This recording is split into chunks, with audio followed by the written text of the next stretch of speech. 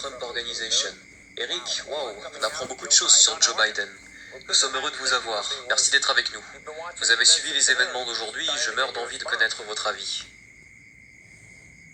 Écoutez, franchement, que pouvons-nous dire? Que pouvons-nous dire au sujet de Biden? Et puis vous savez qu'aucun média n'en parle à part vous, Sean. C'est une parodie totale, vous savez. Quand il a dit que la communauté noire n'était pas diversifiée, qu'elle est unidimensionnelle, lorsqu'il raconte ces absurdités, pouvez-vous imaginer si Donald Trump avait dit ça? Et vous voyez, les médias ne veulent même pas en parler. Ça montre à quel point ils sont biaisés, à quel point ils restent dans leur coin. C'est répugnant. Ce type n'a pas la capacité mentale pour être le commandant en chef de ce pays. Jill Biden passe plus de temps à la télévision que son mari. Ce type ne sortira pas de son sous-sol. Il ne répondra pas aux vraies questions.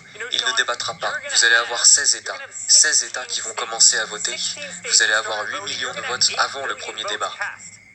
C'est répugnant et cela ne devrait pas arriver. Et c'est une parodie. Et vous savez quoi? Ce type a peur de mon père. Et je crois vraiment que ces débats vont être un véritable bain de sang. Eh bien, je vais vous dire ceci. J'aimerais vraiment qu'on ait ce débat. Je veux dire... J'aimerais résoudre les problèmes de 2016 à propos du Deep State et de votre père. Et je pense aussi que ce serait plus juste. Joe disait qu'il mourrait d'envie de débattre contre Donald Trump. Alors faisons-le. Faisons un débat supplémentaire, Joe. Donald Trump vous a invité à faire un débat supplémentaire avant les premiers votes. Le peuple américain doit voir ça. Pensez-vous que c'est une coïncidence, Sean, que, vous savez, tous les débats se déroulent fin septembre et début octobre. Vous savez, si vous regardez la Caroline du Nord, je vais vous donner un bon exemple. La Caroline du Nord commence à voter le 4 septembre. Et si vous regardez la Floride commence à voter le 14 septembre. Vous voyez? Et le débat n'aura pas lieu avant le 29 septembre. Le premier débat. Et ce n'est pas le dernier débat. Vous allez littéralement avoir 8 millions de votes qui seront déposés avant le premier débat. Et ils ont fait exprès de truquer ça. C'est pourquoi il ne parle pas du débat, Sean. Il ne veut pas débattre contre mon père. Il n'y a aucun doute.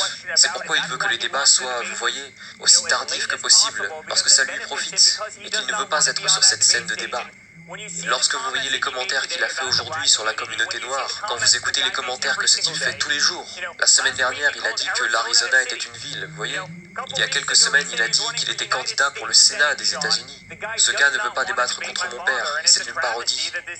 La commission des débats est probablement très corrompue pour permettre de commencer les débats aussi tard dans le vote. C'est de la corruption au plus haut niveau, ce n'est pas juste pour l'électeur américain. Il jure qu'il veut débattre, il doit débattre. Le pays a besoin de voir un débat avant qu'un seul vote soit déposé. Je suis totalement d'accord. Un dernier mot?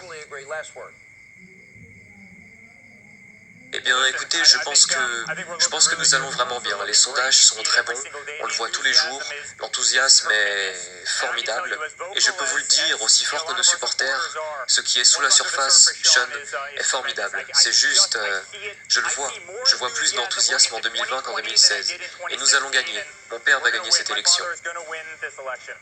Oh, il a l'ensemble des médias et l'establishment contre lui.